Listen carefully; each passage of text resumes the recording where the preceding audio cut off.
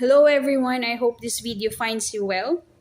My name is Ven and I'm from the Philippines, and I'd like to share with you my journey and my experience with leukemia.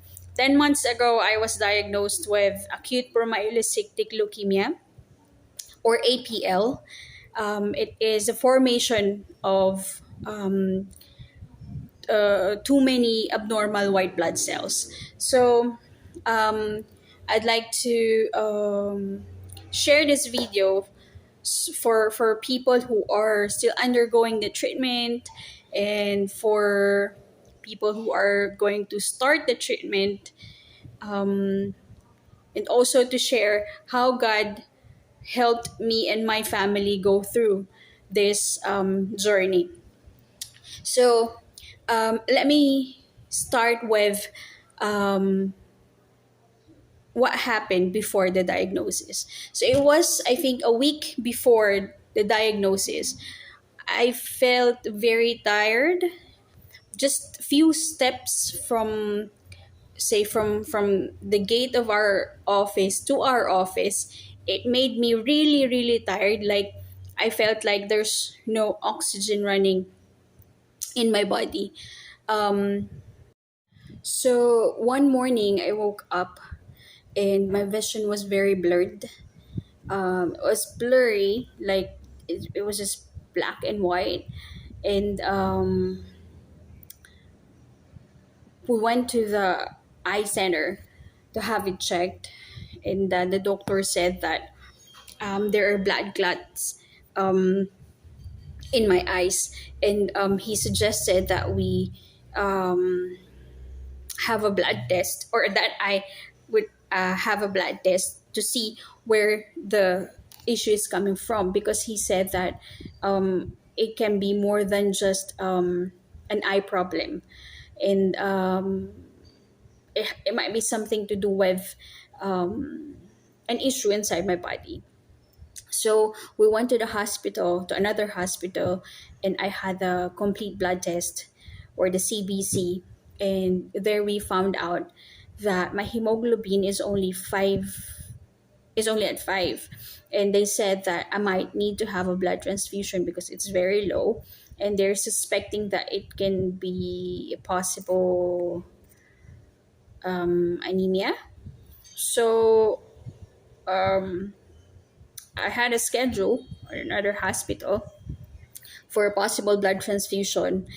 However, um, 2 days before the schedule, I felt like I really need to go to the hospital already, because I am already losing a lot of fluids inside my body, and I felt very tired. I don't know. It was bad. I can't even explain how bad it is, or how bad it was. So um, my problem with that time, or during that time, was the hospitals were full because there were surge of COVID here in Philippines last August 2021. And in every hospitals that we went, they're saying that we can wait outside in the tent, and we'll wait until we can be served or we can be checked. So thank God, because one of my cousins, she worked in a hospital, and she managed to get me a slot in the emergency. So we went there in Pasig. We were from Valenzuela, so we went in Pasig, and I was admitted there. And they checked my CBC again. And a couple of days ago, I had 5. Now, when I had the CBC again, I had 3, only 3.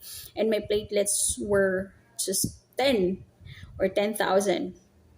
So they were saying, the nurses were saying that in that state, I won't be able to get up, to walk. I might passed out. But I thank God for the strength, because I was still able to walk and to go to the comfort room by myself. Um, another provision was, um, that night at that hospital, they don't have a blood bank, and I badly need to have a blood transfusion. And thank God, because they have a spare B positive blood pack that night that I can use. So I had a blood transfusion right away. And the next day, I had a series of tests: x ray, um, ultrasound. So they check everything: my lungs, my stomach, my kidneys, all the possible things that they can check. They did that. But the results came back, and it appears that the results were normal. So they're thinking what's going on, because I'm still losing blood even after my blood transfusion. I'm still losing the blood counts. And they're thinking, because I also don't have any uh, signs of losing blood, because I don't have menstruation yet on that day that I was admitted. So the only thing that hasn't been checked was the actual blood itself. And unfortunately, that hospital doesn't have a hema doctor during that time. So the hospital said, they suggested if we can look for a hema doctor. And I thank God, because my aunt was able to find a hema doctor online. And she was she was very good. Now, since the hema doctor that we found wasn't affiliated to to that hospital where I was, we need to ask for approval from the director first, if she can check me, or if she can visit me and have a test. And then thank God, because the director approved. And after, I think it was the next day, she came and visit me. And she was nice. She was kind to me. I really thank God for her life. She is Dr. Jeannie De Leon. When we met, she said that she already checked the blood sample.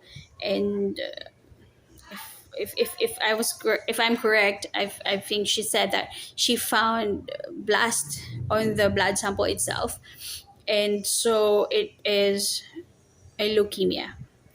So when I heard that, the word isn't sinking in my mind. I don't know what was I thinking that time, but it was like, what? And then she said that I need to have a bone marrow biopsy first to check what kind of leukemia it is. And um, for me to also have the right medication or treatment. So the same day, that same day in the afternoon, she came back. And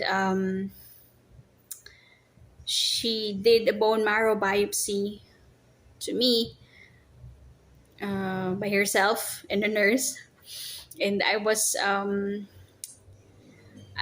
don't know how to feel, but I was just crying that time, because I still can't grasp the thought of having leukemia. Never ever in my imagination or in my mind, I thought of I thought that I'll have it, or whatsoever. So I think after a few days, the result came back, and it was confirmed it was leukemia, and it was APL, acute promyelocytic leukemia. And the Dr. De Leon talked to me again, and with my parents on a video call, because during that time no one can visit me. I'm just with my sister. From the start, I was with my sister. And we discussed, Dr. De Leon discussed what's going on. She mentioned that APL is 90% curable, given that there will be a proper treatment and medication. So she suggested that I'll be transferred to a different hospital, which she is affiliated and that facilitates the or specialized in the said disease. So um, I had RT-PCR test or the test for COVID, and guess what? I found out. Well, the test came back and found out that I am positive with COVID. So you can imagine I have leukemia and I have COVID at the same time. So um, I don't have any symptoms. I was eating well. I can taste and smell well. I don't have a cough or a flu. I was just fine, and I didn't thought that I'll have or I had COVID. But then yeah, the X-ray shows and the test shows the time that I had COVID. So I needed to I was transferred to the hospital where Dr. De Leon is affiliated. And I had to stay on the isolation room for I think 10 more days because I already stayed on the other hospital for like 5 days already. So I had to continue it on the other hospital. So I didn't get the chemo right away because I need to be um, healed first with COVID. And I really thank God because if I had a very very low immune system during that time, can you imagine having COVID with a very low immune system? I don't even want to think about it. But anyway, so um, I started with my first cycle of chemo um, September, if I'm not mistaken. September 2021. And they explained to me that the cycle um, will be 28 days. Of course, 28 days is the ideal, but it would still depend on how my body will react on the chemo medication. So I had doxorubicin and cytarabine. I I had my chemo medication through the IV. I had them for 7 days, and then after 7 days, during the 7 days, I thought that this is how to be in a chemo medication because I didn't feel anything yet. I felt like I was just okay. I didn't feel any side effects of the medication. Um, but on the second week, here it comes. On the second week, all the side effects came or kicked in. I had loads of mouth sores, dry lips, mm, backache. Um, my heartbeat is very fast. I think it went as high as what 100 plus, and it was very fast that I can hear it. I can hear it in my ears, the beat of my heart, and I can't eat because I have loads of mouth sores. My food needed to be blenderized. It's like the rice when it goes to the blender, it's like a soup already. So I have to eat everything in a liquid form already because I cannot chew. Um, Even just moving my mouth, it hurts already. I have loads of liquid coming out inside my body. I had sleepless night. It was it was something unimaginable, or something that um, I didn't think would happen to me. Um, I am thankful with my doctors and my family as well, who supported me all throughout the journey. It was a roller coaster journey. It was um, it was a humbling experience that every day you will thank God that you have another life to live, because there were nights that I thought that I wouldn't make it the next day because of how hard it was, how painful it was. Um, there was also an instance where I had fever. I was chilling. Um, I had a blood infection as well because my white blood cells went down, so my immune system went down. It was very very low. So I had a blood infection. I had loads of antibiotics to fight the infection. On my right hand, I had the IV for the chemo. On my left hand, I had the IV for the antibiotics. My potassium level, my magnesium level, they all went down. That I had to take potassium and magnesium supplements. It was indeed a roller coaster experience. So there were times that I asked my doctor if I am okay or if I'm gonna be okay, but they said that it is part of the treatment, and had I had to go through with it. So the next week, on the day 18, my blood count started to go up. Um, it started to improve.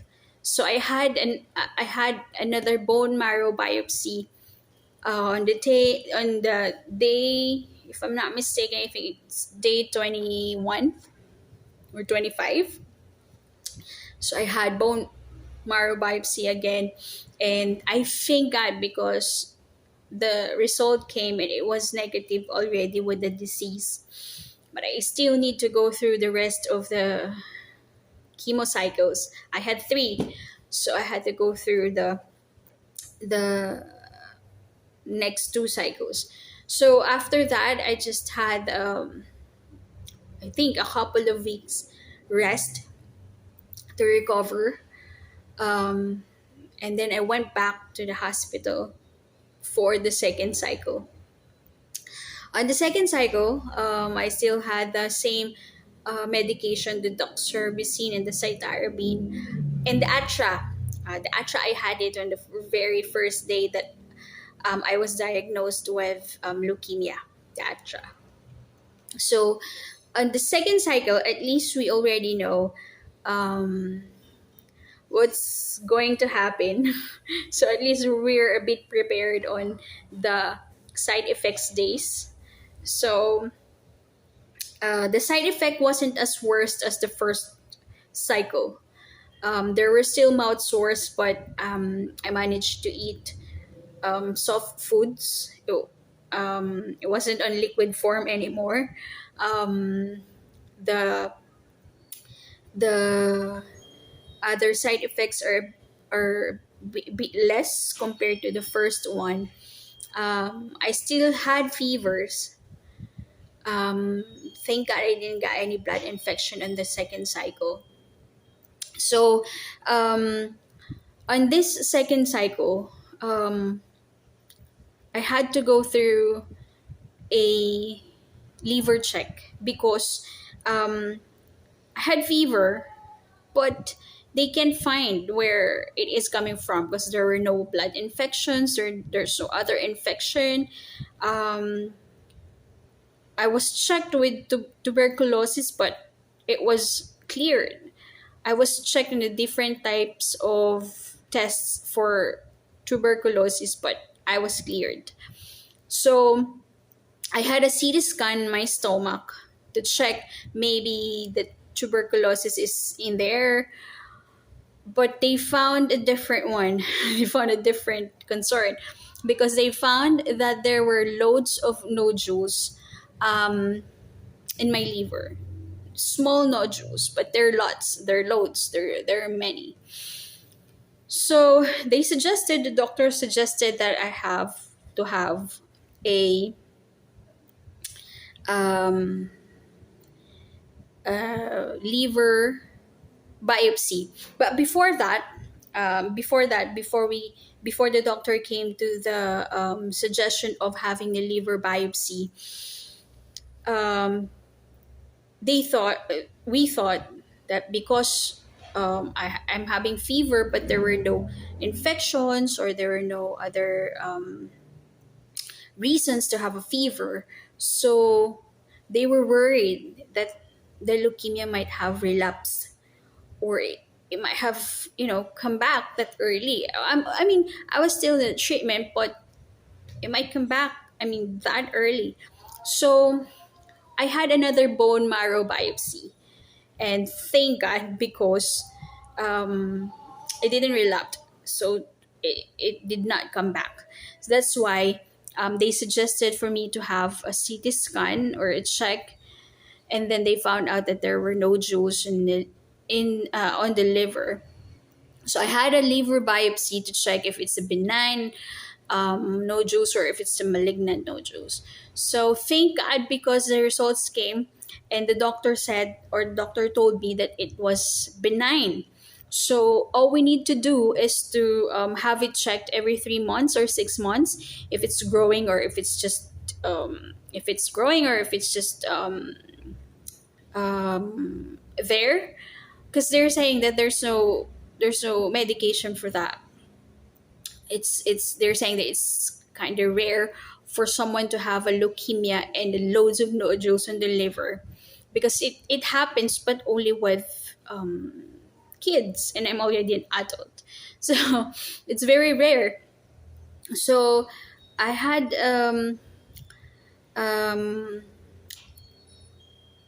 they discharged me for that second cycle, and after the liver biopsy I was also discharged. So it took a month before I was able to continue the third cycle. So I continued the third cycle November, and I was worried that we would be staying in the hospital during Christmas.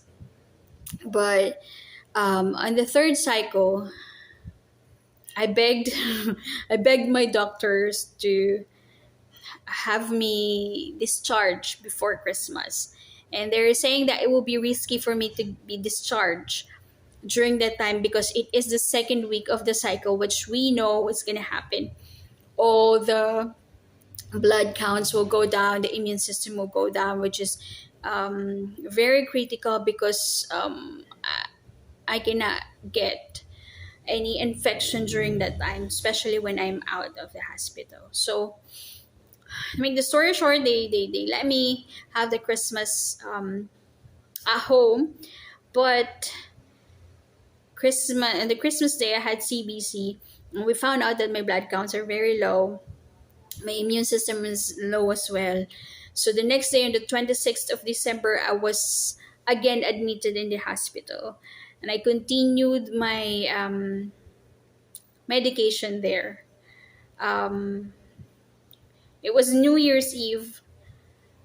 It was New Year's Eve. I was in the hospital. I was having blood transfusion while the year is changing. So it was sad, because my sister and I weren't able to celebrate New Year with them.